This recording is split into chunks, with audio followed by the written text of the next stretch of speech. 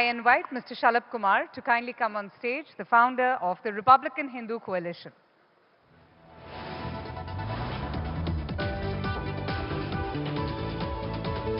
Good afternoon, everyone. Very heated discussion on India-Pakistan relations.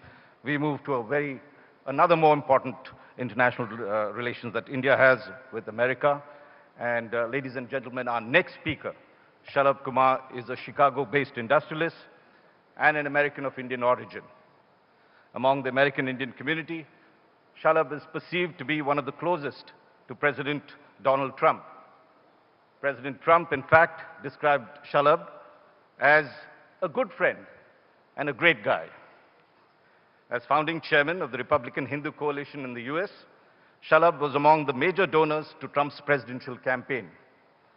It was in a rally that he organized in October in New Jersey, a month before the elections, that Mr.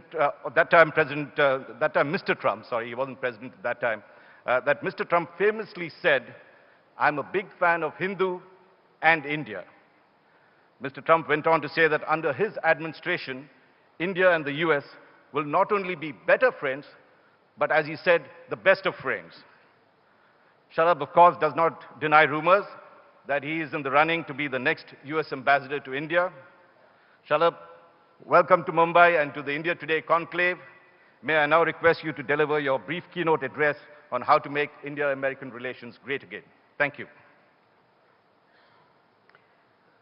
Thank you, Mr.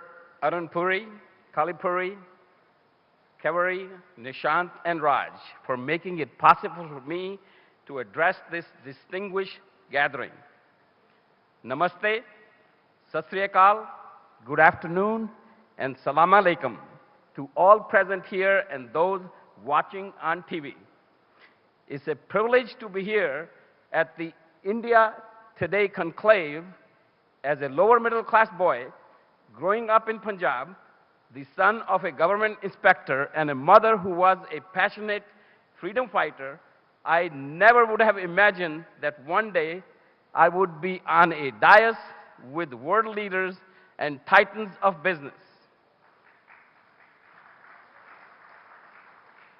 Whereas America gave this young electronics engineer incredible opportunity to invent, to innovate, to create thousands of jobs in America and build a significant business, the roots came from the land of my birth, Bharat,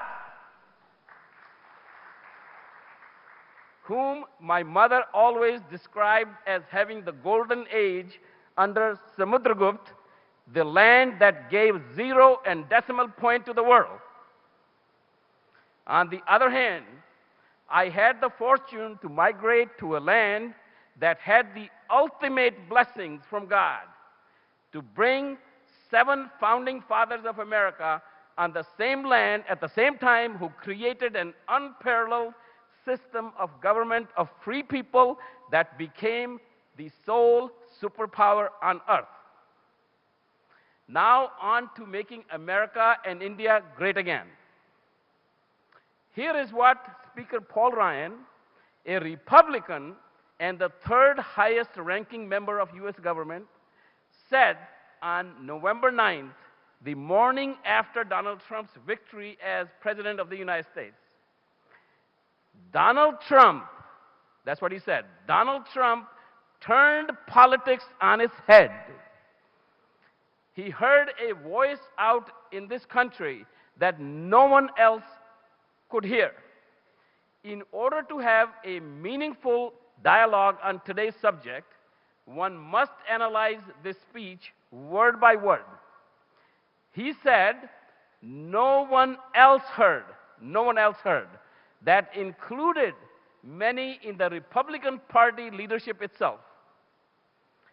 See, over the past 2 decades, and especially during the 8-year tenure of President Barack Obama, America became a lot like the licensed Raj de India I left 48 years ago. We were headed in the wrong direction. Real incomes were declining. Real unemployment was way up. College graduates could not find meaningful jobs. And industrial towns like Elk Grove Village, Illinois, in my own neighborhood had turned into ghost towns. China was taking over our manufacturing and our finances, and radical Islam terrorism was on a steep rise, and American prestige in the world was declining day by day. Washington, D.C. had turned deaf to the ears of most of America, and those are the voices Speaker Ryan was talking about. Meanwhile, India under PM Modi was steadily marching towards becoming the America of Ronald Reagan. It did not escape our attention that on the very same day, PM Modi took a bold step to demonetize America, elected a new president, my friend Donald Trump. We are fortunate to play a key role in bringing millions of Hindu voters to Trump. His election represents the moment that the American people stood up and take their country back.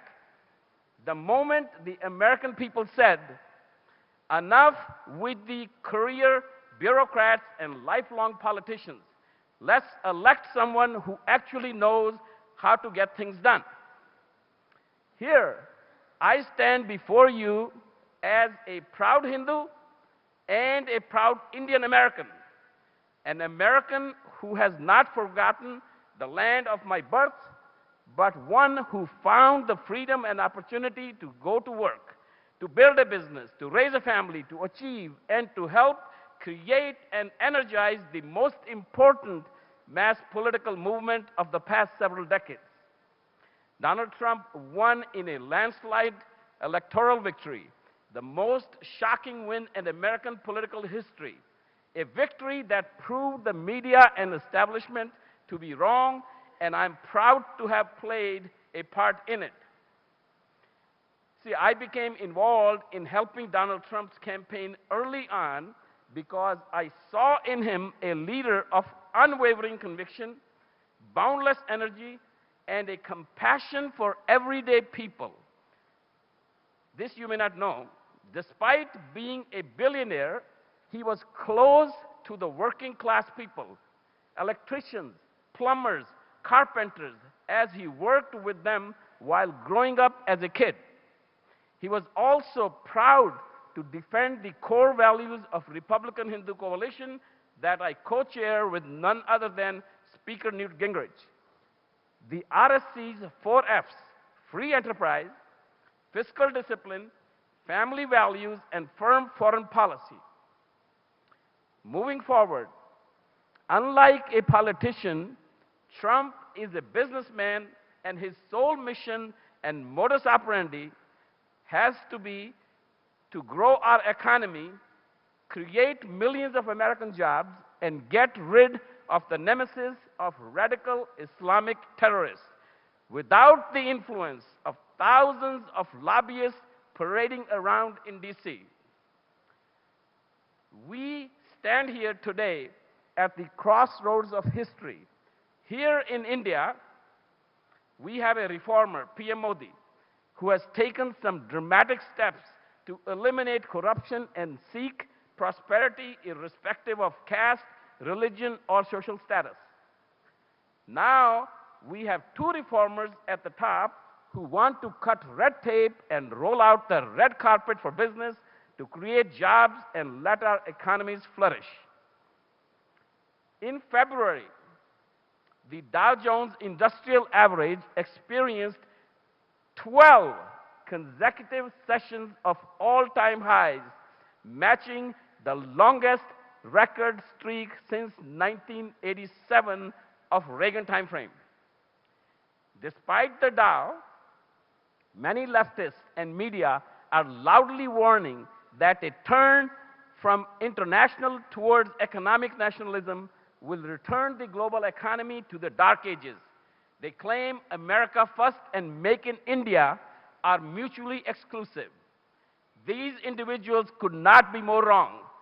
People in India who listen to the biased media are running scared about the Trump era will mean to US-India relationship. But I'm here to share good news. The 21st century will be the Indo-American century, and President Trump will be the first president to move this relationship forward. The US is India's second biggest trading partner. India, however, is America's 9th largest trading partner. Both countries can do better. India needs at least $10 billion of liquefied natural gas per year, $10 billion of advanced defense equipment per year, and billions of dollars of high-tech machinery and products. The US is a leading producer of these and many other highly demanded items in India. Rather than Russia or China, democratic America must be the go-to market. At the same time, US would want to develop India as a second source to China, encouraging Make in India initiative in a big way, particularly in the area of electronic goods.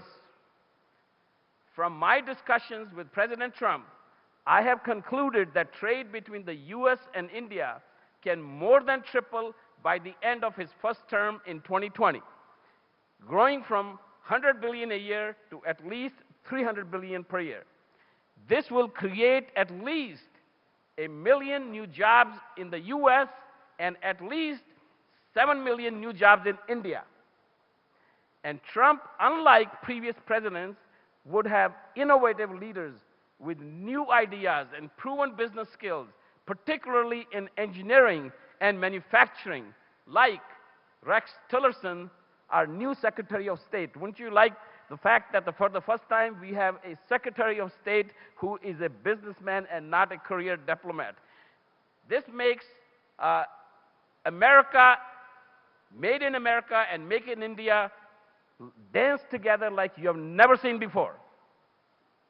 Let's also take a moment to look at what really happened under the previous administration. President Obama wanted to give to Pakistan an 8 nuclear-capable F-16 fighter jets at American taxpayers' expense. Fortunately, the US Congress, with the assistance of the Republican Hindu coalition, successfully blocked the way.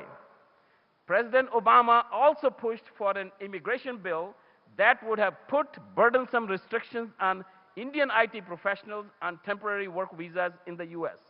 It too, fortunately, was defeated. If it had passed, it would have hurt Americans, companies, and India's economy to a tune of $20 billion in foreign exchange annually. And it was, not very many people know this, and it was President Obama and the Democrats who kept the visa ban on Prime Minister Modi for so many years, only lifting it when he became the leader of the country and only as head of state. I know how hard they fought because I was on the other side.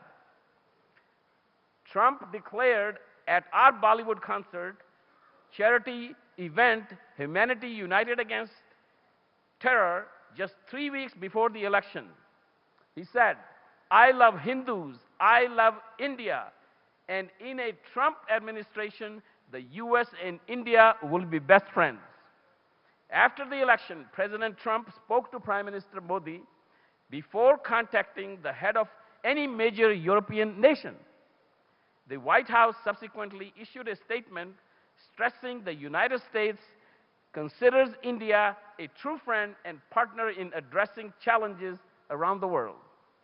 And Mr. Trump's admiration for Prime Minister Modi was exemplified by his grassroots outreach to the Hindu American community. Mr. Trump's family visited Hindu temples with me. His famous Ab Ki Baar Trump Sarkar advertisement, the first time in history an American presidential candidate spoke Hindi, went absolutely viral. It was seen by more than 1.2 billion people worldwide, and in the end, we turned more than 1 million Hindu American votes in key swing states from Hillary Clinton to Donald Trump. Now, Hindu and Indian Americans and those here in India have a best friend in the White House. This cannot be underestimated. Admittedly, in unimaginable fashion, the US-India relationship has arrived at an unprecedented juncture. This moment won't last. It must be seized. Indeed, it will be like an eclipse, a rare alignment of the planets. If we blink, we will miss it. The call of human freedom propelled his run for office, motivates his every action, and touches the hearts of millions of Americans who have stood with him, stand with him, and stand with you as we seek to expand the frontiers of liberty across the world. I thank you for the honor to speak to you today. My life story is the story of so many of you. But it is really a story of yearning for freedom. And together, let's make that vision happen for billions of people, of all nations, races, and religions around the world. God bless America, and God bless India. Thank you.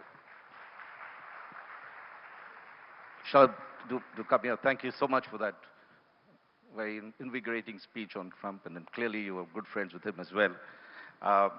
But you described it as a moment that we must capture. But as you look at the moment, and since President Trump has taken over, we've seen a spate of hate crimes against India. We can't forget that Srinivas Kuchibhotla was gunned down in Kansas. Just early this month, an American Indian, Hanish Patel, was shot dead in South Carolina. Earlier, a Sikh of Indian origin, Deep Rai, was told to go back to his own country in Washington. So India and Indians are deeply concerned about the safety of millions of its citizens, not just who are Indians, but also of Indian origin like you.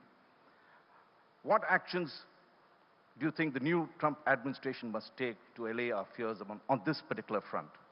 Well, first of all, I suggest you use the mic. Thank you. Is it on? Yeah. Okay. First of all, I will suggest to you, Raj, that this is over-exaggerated. If you look at the overall history of racially motivated crimes in the country, you cannot but remember the attack on Gurudwara in Milwaukee, with lots of people, actually 6 people, I believe, were killed. Now, there is racial motivation all over the United States, in fact, all over the world. That is there. It's a question of how do you respond to that. There is not any particular seriousness in this situation, but President Trump took a very measured step. First of all, you have to let the investigative agencies do their job. You cannot, I'm sure there are a bunch of lawyers here, you cannot make a determination whether it is a racially motivated crime or not based upon hearsay. So you have to conduct an investigation and find out what actually took place. What did the perpetrator say? What did the victim say? What really actually happened? And then, only then, you could, a president should get involved. And it was 2 hours or 3 hours prior to his speech to the joint session of Congress that FBI concluded that it was a racially motivated attack. We're talking about Kansas. And then he immediately declared in the first 2 sentences of his joint session, or his speech to the joint session of Congress, that there is no place for a racially motivated crime in his administration. Have you, as the founder president of the Republican Hindu Coalition, spoken to the administration and expressed your concern? Because while, yes, there could have been racial attacks in the past, it seems to have increased recently. And of course, we are deeply concerned. The External Affairs Minister did express a concern, and so did the Foreign Secretary when he went down there. Well, we actually did, as a Republican Hindu Coalition, immediately jumped into action after the Kansas attack was reported, and then we moved to the White House. Sarah Huckabee Sanders, who was the Deputy Press Secretary, and then they asked us to wait. And of course, our partner in this thing is Speaker Newt Gingrich, who's also the co-chair of Republican Hindu Coalition. And we pressed hard to have the FBI conclude its investigation as quickly as possible. Now, I cannot go without saying this. Republican Hindu Coalition gets at least 10 messages every day claiming racially motivated attacks all over the United States. Typically, 10 out of 10 turn out to be false. In fact, there was one which was a very interesting one where there was a raid being actually shown on supposedly a New York train station until some people found out and pointed out that the actual language is French. And it was actually in Canada and not in the United States. But all these incidents that are narrated are not faking news, as President Trump normally calls of them. Well, there is a one or two, maybe. The other ones are not even rated as or declared as racially motivated. If you remember a few years ago, when President Obama had just become the president, and he jumped the gun, when the investigative agencies had not found out what actually had gone on, and he was severely criticized by all spectrum of the society that he just cannot simply, because the person was an African American, you just don't assume things and not let the investigations continue. Well, we certainly hope that things will quieten down and the situation will improve, and you all would press for that. Moving on to another area of tension between the two countries, a possible tension.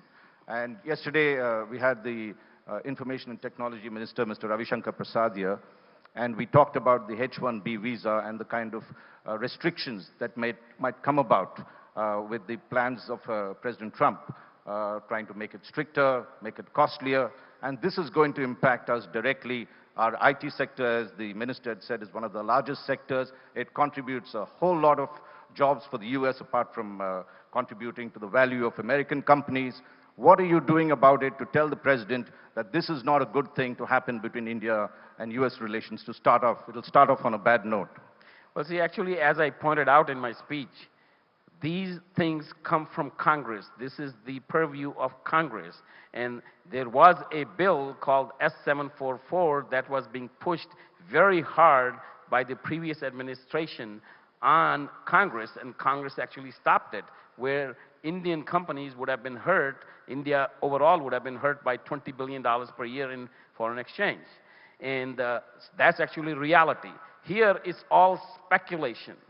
All speculation as to what is going to happen. There's no question the H-1 program, when it was originally started, it was for high-tech people, for IT people, for engineers, doctors, those type of people, to have them come and migrate into the United States. Over the years, there's some abuse, not a lot of abuse, but some abuse has developed on the program, and President Trump is absolutely right in enforcing the laws. He's just talking about enforcing the laws. New laws that will not be made by President Trump. That will be made by US Congress, and over a period of time, it will take 6 months or 9 months, a year, because it's not a small thing and it's not really the absolute top priority for the Trump administration. It'll take some time before the actual legislation passes. And you know, there's all kinds of legislation which is out there. I would like to also point out that one of the most senior Republican senators from Utah, Orrin Hatch, has introduced a bill on H-1 visas that actually doubles the number of H-1 visas and also reduces the time it takes to get a green card. You see, it's interesting that people don't really talk about that much. There are close to 1 million, maybe 500,000 to 1 million, H-1 visa holders in United States whose green cards have been approved. But it takes anywhere from 20 years to 50 years to get a green card.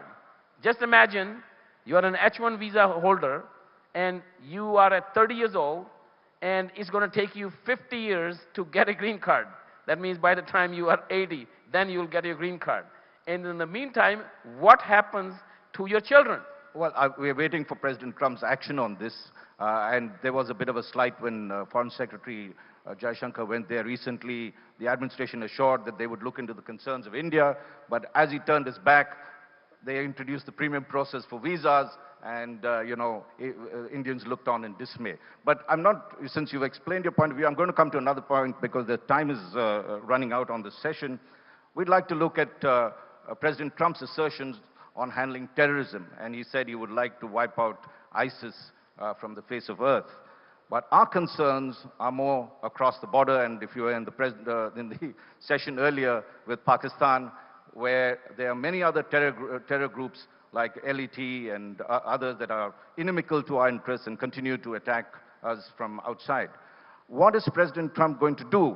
Is he going to look at ISIS as the bad terrorists and LET and others? He doesn't sort of take action because these are the so-called good terrorists, as Pakistan would like to think of it in Afghanistan. What action will President Trump take to assure us that his war on terror also includes the war that India needs from him as well? See, one thing which you should be watching, I give this advice to a lot of people, particularly Indian diplomats or Indian ministers and so forth. Two things. First, buy a book, that Art of the Deal. Then you'll begin to understand Donald Trump. Second is you pay close attention to all what he has said during his campaign because he sticks by that. So, for example, he made a very clear declaration after his policy advisor, who was also at the same October 15th rally, he talked about getting rid of cross-border terrorism. So we all know what he is talking about. So there is no question in my mind, in our minds, that President Trump is not going to tolerate what Congressman Ted Poe, Judge Poe, calls Benedict Arnold relationship between United States and Pakistan, meaning two-faced. That one side you say this, the other side you say this. If Pakistan is going to say, we are going to fight terrorism, they better. If they don't, they're in trouble. And one thing which you already saw, the mastermind of Mumbai terror attack, who had a $10 million bounty on him, he got arrested very quickly, and he attributed his arrest to Trump's victory. And yet, when Prime Minister Nawaz Sharif phoned up President Trump soon after his election, I'd like to read what he said. He said, Mr. Nawaz Sharif is a terrific guy, and Pakistan is a fantastic country, fantastic place, and fantastic people. And then he goes on to say, President Trump tells Prime Minister Nawaz Sharif, I am ready and willing to play any role that you want me to play to address and find solutions to the outstanding problems. This is all actually in response to the October 15th Hindu-American rally. That's what's really what is going on here. Because, I mean, here because nobody, Raj, you know that very well. This is against protocol because this is the protocol which has been established throughout the world. That is, Pakistan cannot have a readout on what President Trump said.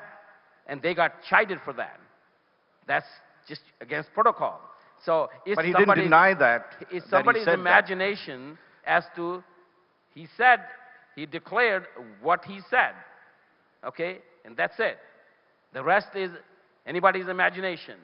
I can tell you that you could be India could be absolutely assured that he will not tolerate a double-faced situation. I would like to also tell you, maybe some people know, not a lot of people maybe not know, his chief strategic advisor is Steve Bannon, who is a very good friend of ours, good friend of RSC, good friend of Kumar family, and he is very strict on that. Will not. I've got a signal there that I got to cut off. There's a final question. Should Prime Minister Modi go and visit President Trump at the earliest, or would you advise him to wait? It's really not necessary. I think the policies between the two countries are very clear. The teams are, when the teams are in place, everything is in place. There is really not a big necessity to have this visit.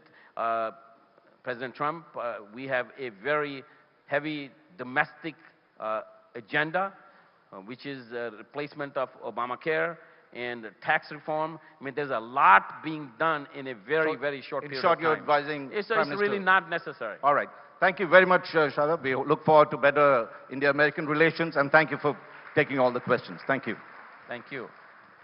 Thank you, Mr. Shalabh Kumar. I would like to also invite Ms. Manasvi Mamgai to kindly come on stage and welcome. Also, may I please call on stage the India Today Group CEO, Mr. Ashish Bagga, to kindly come on stage and felicitate our guests.